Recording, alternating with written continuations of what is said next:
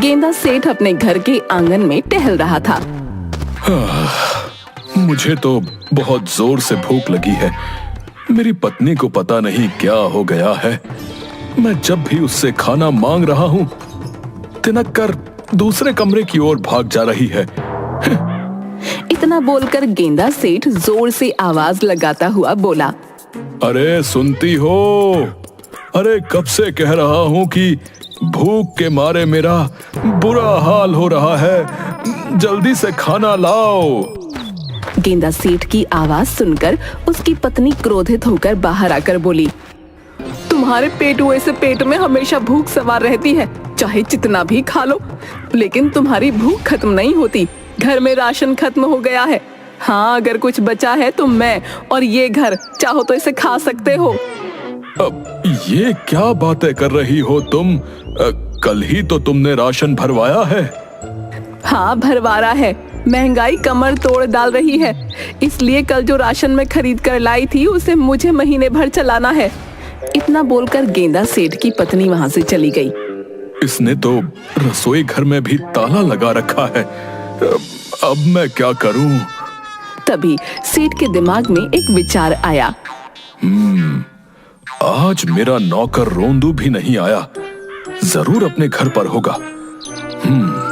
उसके घर पर चलता हूँ, देखता हूँ शायद वहां कुछ खाने को मिल जाए। हाँ,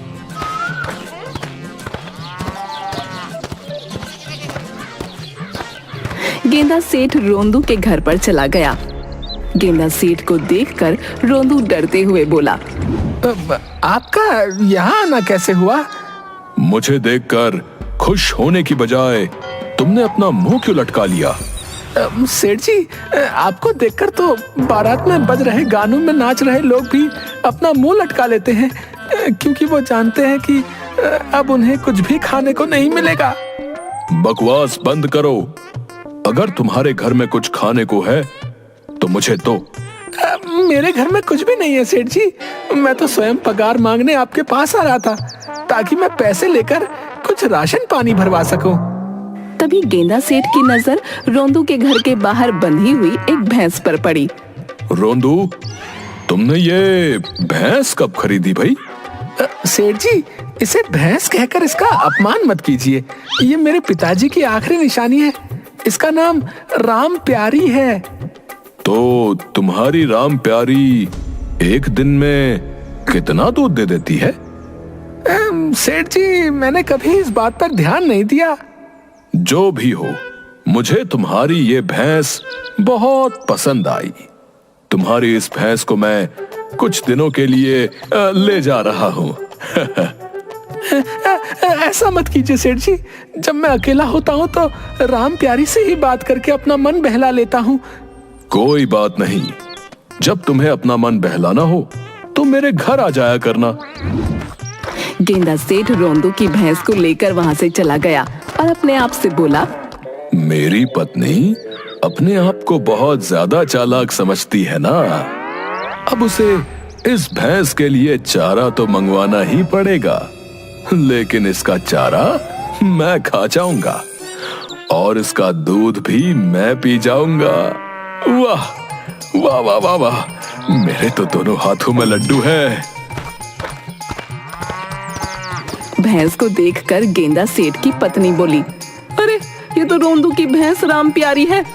हाँ, दरअसल मैं काफी समय से एक भैंस खरीदने की सोच रहा हूँ, लेकिन खरीदने से पहले मैंने सोचा कि क्यों ना पहले मैं अपने रोंदू की भैंस की ही सेवा करूं। वो सब तो ठीक है, लेकिन बेचारी राम प्यारी का चारा भी तुम मत खा जाना। जब तुम इसे ले ही आए हो तो मैं इसके लिए चारा खरीदने बाजार जा रही हूँ।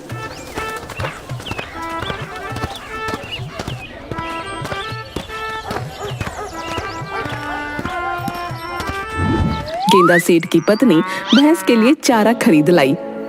इसे मैं अपने हाथों से चारा खिलाऊंगा ताकि मैं भी पुण्य कमा सकूं। पुण्य की तुम्हें वैसे भी बहुत ज्यादा आवश्यकता है। इतना बोलकर गेंदा सेठ की पत्नी वहां से चली गई, मगर गेंदा सेठ भैंस का चारा सारा खा गया। अरे वाह, इसका चारा खाकर तो मजा आ गया।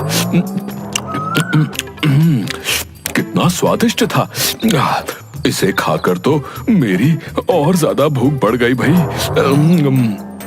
भैंस क्रोधित होकर अपने मन में बोली, अरे ये इंसान है कि जल्लाद। पहली बार किसी इंसान को अपना खाना खाते हुए देख रही हूँ। ये तो मेरा खाना ऐसे खा रहा है जैसे कि बरसों का भूखा हो। अरे वाह वाह, मजा आ गया। अब से मैं रोज इसका चारा खा जाया करूंगा। हाँ, अब क्यों ना मैं इसका दूध भी निकाल लूं और वो भी पी लूं। गेंदा सेठ राम प्यारी का दूध निकालने लगा और दूध निकालकर सारा पी गया। हे भगवान, ये मैं कहाँ फंस गई? ये जिल्लात तो मुझे कुछ दिनों में मार डालेगा। ऐसे ही रोज रोज होने लगा। गेंदा सेठ भैंस का चारा सारा खा जाता और उसका सारा दूध भी पी जाता। समझ में नहीं आता कि ये राम प्यारी दिन ब दिन दूध कम क्यों देने लगी है। राम प्यारी भैंस अपने मन में बोली, मूर्ख, न जाने कितने दिनों की भूखी हूँ। जब पेट में भोजन ही नहीं जाएगा तो मेरे अंदर दूध कैसे बनेगा? अब तो मुझे अपने शरीर में जान भी महसूस नहीं होती। लगता है कुछ ही समय बाद यमराज आ जाएंगे। इधर यमराज अकड़ते हुए चित्रगुप्त से बोले, चित्रगुप्त, आज मुझे धरती पर किसकी आत्मा को खींच कर लाना है? यमराज जी, आज आपको किसी मनुष्य की नहीं बल्कि राम प्यारी नाम की एक भैंस की आत्मा को लेकर आना है। भैंस की आत्मा? ये तुम क्या कह रहे हो चित्रगुप्त? सही कह रहा हूँ यमराज जी। भगवान का आदेश है, उस भैंस के साथ बड़ा ही अन्याय हुआ है, इसीलिए आपको उसकी आत्मा को यहाँ लाना है और उसे सीधे स्वर्ग में प्रवेश करा देना है। यमराज अपने भैंसे पर सवार होकर तुरंत राम प्यारी भैंस के सामने आ गए। तुम्हारा समय पूरा हो गया राम प्यारी भैंस। इसका मतलब मेरा अंतिम समय आ गया है? राम प्यारी, तुम्हारा अंतिम समय आ गया है, लेकिन एक बात समझ में नहीं आई। तुम्हारी आयु तो बहुत कम है, लेकिन तुम्हारा शरीर तो बहुत बूढ़ी भैंस की तरह दिख रहा है। क्योंकि मैं कई हफ्तों से भूखी हूँ। क्या आप मेरी आखिरी इच्छा पूरी कर सकते हैं? तुम्हारी आखिरी इच्छा सुनने के बाद ही मैं फैसला करूंगा। मुझे बहुत जोर से भूख लगी है। क्या आप मुझे कुछ भोजन खिला सकते हैं? तुम्हें सीधे स्वर्ग में भेजने का आदेश दिया गया है, वहां जाकर भोजन कर लेना। नहीं, मैं जीवित होकर ही संसार का भोजन खाना चाहती थी। अगर कोई मनुष्य होता तो मैं उसकी इच्छा कभी पूरी नहीं करता, लेकिन तुम एक भैंस हो तो मैं तुम्हारी ये अंतिम इच्छा जरूर पूरी करूंगा। मैं तुम्हें ऐसे ही उठाकर यमलोक ले जाऊंगा। यमराज राम प्यारी भैंस को उठाकर यमलोक ले गए और वहां उसके सामने सुगंधित व्यंजन रख दिए। राम प्यारी देखते ही देखते सभी व्यंजन खा गई। तुम तो वाकई काफी भूखी मालूम पड़ती थी। तुम्हारा मालिक तुम्हें खाना नहीं देता था क्या? अब आपको क्या बताऊं यमराज जी, मेरा मालिक बहुत ही अच्छा आदमी है। वो तो मेरा बहुत ख्याल रखते थे, लेकिन जब से वो गेंदा सेठ मुझे अपने घर ले गया तब से मेरे बुरे दिन शुरू हो गए। वो मेरा चारा खा जाता था, मेरा दूध भी निकालकर सारा पी जाता था। गेंदा सेठ का नाम सुनकर यमराज के चेहरे पर क्रोध तमतमाने लगा और वो मुट्ठी भींचते हुए बोले, गेंदा सेठ, तुमने तो हद ही पार कर दी। पहले तो तुम इंसानों का सारा भोजन खा जाते थे, अब इंसानों के साथ साथ तुम जानवरों का भी भोजन खाने लगे। मैं तुम्हें नहीं छोड़ूंगा। मैं आज ही तुम्हारी आत्मा को तुम्हारे शरीर से खींचकर नर्क में डाल दूंगा। तभी चित्रगुप्त यमराज से बोले, यमराज जी, अभी गेंदा का समय नहीं आया है। चित्रगुप्त, मैं नहीं चाहता कि पृथ्वी लोक के जानवर भी गेंदा सेठ की भूख का शिकार हो जाएं। लेकिन यमराज जी, आप समझते क्यों नहीं? गेंदा सेठ का अभी समय नहीं आया।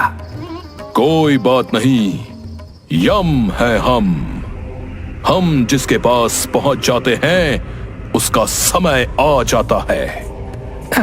आप भगवान के आदेश के बिना गेंदा सेठ की आत्मा को नहीं खींच सकते। चित्रगुप्त की बात सुनकर यमराज गहरी सोच में डूबते हुए बोले, ठीक है, लेकिन मैं उसे जिंदा तो यहां ला सकता हूं।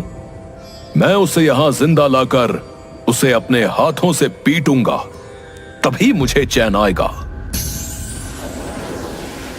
इतना बोलकर यमराज सीधा गेंदा सेठ के घर पहुंचे।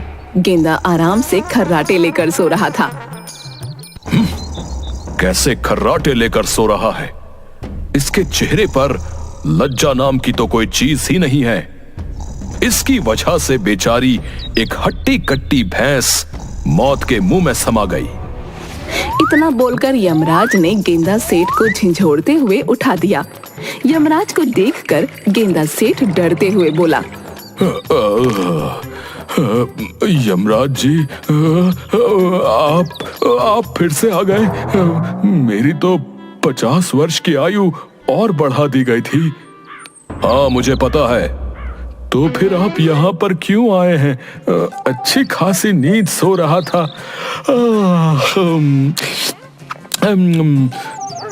आपने मुझे जगा दिया, तो अब मुझे तेजी से भूख लगने लगी है।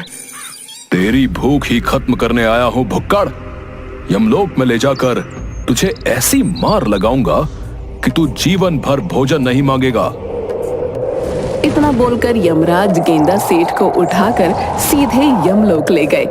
यमलोक में राम प्यारी को देखकर गेंदा सेठ बुरी तरह से चौंक पड़ा।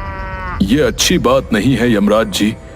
राम प्यारी के दूध और इसका चारा खाकर ही मैं आजकल अपना पेट भर रहा हूं, क्योंकि मेरी पत्नी मुझे खाना नहीं दे रही और आप इसे भी उठा लाए। भुक्कड़, शर्म आनी चाहिए तुझे। तू बेचारी इस प्यारी भैंस का सारा भोजन खा गया और दूध भी पी गया। क्या तुझे जानवरों का खाना खाते हुए बुरा नहीं लगता? मैं अपने पेट की भूख को शांत करने के लिए कुछ भी खा सकता हूं यमराज जी। अगर मुझे जानवरों के चारे के अलावा जानवर भी खाने पड़े तो मैं वो भी खा जाऊंगा। हाँ। यमराज का चेहरा गुस्से में तमतमा गया और उन्होंने एक थप्पड़ गेंदा सेठ के गाल पर जड़ दिया। यमराज जी, अगर आप मुझे यहाँ पर पीटने के लिए ही लाए हैं तो मुझे बैठने दीजिए। वो क्या है कि भूख के मारे मुझसे खड़ा नहीं हुआ जा रहा। इतना बोलकर गेंदा सेठ यमराज के सिंहासन पर बैठ गया। गेंदा सेठ को सिंहासन पर बैठे देख चित्रगुप्त यमराज की ओर देखकर बोला, ये क्या यमराज जी, ये तो आपके सिंहासन पर बैठ गया। इसका अर्थ जानते हैं आप? चित्रगुप्त, धीरे बोलो। अगर उसे किसी तरह आभास हो गया तो वो अपनी मनमानी करना प्रारंभ कर देगा। लगता है मैंने यमराज जी के सिंहासन पर बैठकर कुछ ऐसा कर दिया है जो मुझे इस मुसीबत से बचा सकता है। हाँ। गेंदा सेठ, सिंहासन से उठो। नहीं यमराज जी, आपको अगर मुझे पीटना है तो मुझे सिंहासन पर ही पीट सकते हो। मैं अपने सिंहासन पर किसी को नहीं पीटता। यहां से उठ जाओ। अगर आपको मुझे उठाना है तो आप स्वयं मुझे उठा दीजिए। यमराज जी अपने सिंहासन पर किसी को स्वयं नहीं उठा सकते। जो व्यक्ति उनके सिंहासन पर बैठ जाता है वो अपनी मर्जी से ही उठ सकता है। क्या ऐसा क्या है यमराज जी के सिंहासन पर? यमराज जी के सिंहासन पर कोई भी अगर बैठ जाता है तो वो यमलोक का मालिक बन जाता है। चित्रगुप्त की बात सुनकर यमराज क्रोधित होकर बोले, तुमसे मना किया था मैंने। आखिर तुमने वही गलती कर दी जो तुम्हें नहीं करनी चाहिए थी। यमराज जी, आपने अपने जीवन में फिर से वही गलती दोहरा दी जो आपको नहीं दोहरानी चाहिए थी। आपको गेंदा सेठ को यहाँ नहीं लाना चाहिए था।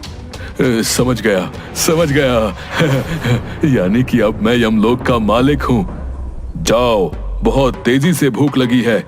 जल्दी से यहाँ पर जितने भी स्वादिष्ट पकवान हैं सब लेकर आओ। जाइए यमराज जी, इसके भोजन का प्रबंध कीजिए। कहीं ये इसके अलावा कुछ और मांग ना कर दे, नहीं तो हमारे लेने के देने पड़ जाएंगे। गेंदा सेठ के सामने बहुत सारा भोजन रख दिया गया। गेंदा सेठ कुछ ही देर में सारा भोजन चट कर गया। अरे वाह, मजा आ गया। कितने दिनों का भूखा था, अब लगा है जैसे कि पेट में कुछ गया है। यमराज जी, मुझे और भूख लगी है, और भोजन लाओ। गेंदा सेठ के सामने उससे दोगुना भोजन रख दिया गया। गेंदा सेठ वो भोजन भी चट कर गया। यमराज जी, अब मुझे कुछ कुछ लग रहा है कि मेरे पेट में कुछ जा रहा है। इससे भी दुगना तिगुना भोजन लेकर आओ। मैं तुम्हारा गुलाम नहीं हूँ। यमराज जी, आपके सिंहासन पर मैं बैठा हूँ, इसलिए जो मैं कहूंगा आपको मानना पड़ेगा। मत भूलिए, मैं यमलोक का इस समय मालिक हूँ। हाँ, बहस मत कीजिए यमराज जी, जो ये कह रहा है कर दीजिए। गेंदा सेठ कुछ देर में सारे यमलोक का खाना खा गया। चित्रगुप्त यमराज से बोला, यमराज जी, इसे प्रेम से अपनी बातों में ले लीजिए और इसे कैसे भी करके उठाइए। सिंहासन से उठ जाओ गेंदा सेठ, लेकिन मुझे अभी और भूख लग रही है। गेंदा सेठ की बात सुनकर यमराज क्रोधित हो गए। यमराज जी, ये समय क्रोधित होने का नहीं है, बल्कि गेंदा सेठ को सिंहासन से उठाने का है। ये जो कह रहा है करिए। जाओ चित्रगुप्त, अब तुम ही भोजन का इंतजाम करो। चित्रगुप्त वहां से चले गए। कुछ देर बाद चित्रगुप्त यमराज के सामने खड़े हो गए। क्या हुआ चित्रगुप्त, तुम्हारे माथे पर ये पसीना क्यों टपक रहा है? यमराज जी, यमलोक का सारा भोजन समाप्त हो चुका है। अब तो पृथ्वी से ही भोजन लाना पड़ेगा। तो अब तुम क्या चाहते हो कि मैं पृथ्वी पर जाकर इस भुक्कड़ के लिए भोजन का इंतजाम करूं? इस समय यही करने में आपकी भलाई है महाराज।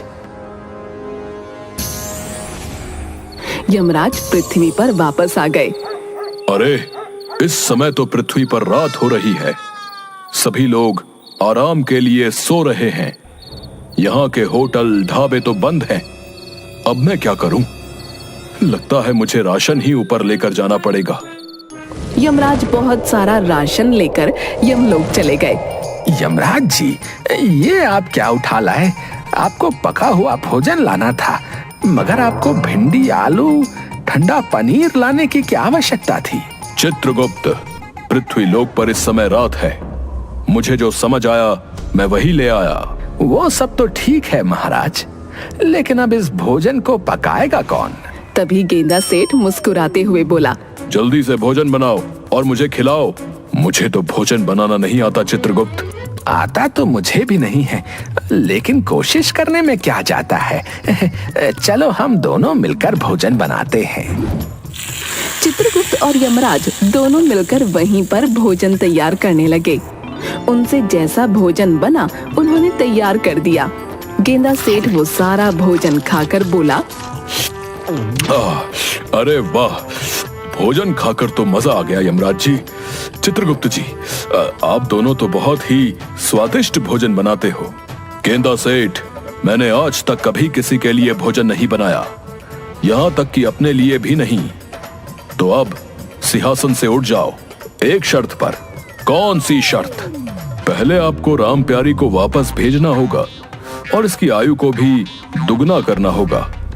अगर इसे कुछ हो गया तो मेरी पत्नी और मेरा नौकर रोंदू मुझे जिंदा नहीं छोड़ेंगे और आपको ईश्वर से कहकर मेरी 50 वर्ष आयु और बढ़वानी होगी।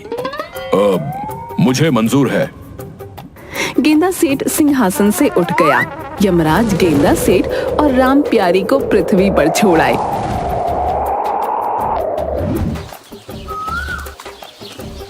अगले दिन गेंदा सेठ राम प्यारी को लेकर रोंदू के घर पर चला गया। ये लो तुम्हारी राम प्यारी। आपका बहुत बहुत धन्यवाद। मुझे लगा था कि मेरी राम प्यारी अब कभी वापस नहीं आएगी। अरे, तुम्हारी राम प्यारी तो मेरे लिए बहुत ही ज्यादा लकी निकली। इसकी वजह से मुझे बहुत सारा स्वादिष्ट भोजन खाने को मिला। वो कैसे? वो मैं तुम्हें नहीं बता सकता। हाँ, अगली बार अगर मुझे फिर से बहुत ज्यादा भूख लगी तो मैं तुम्हारी राम प्यारी को ले जाऊंगा। इतना बोलकर गेंदा सेठ वहां से चला गया।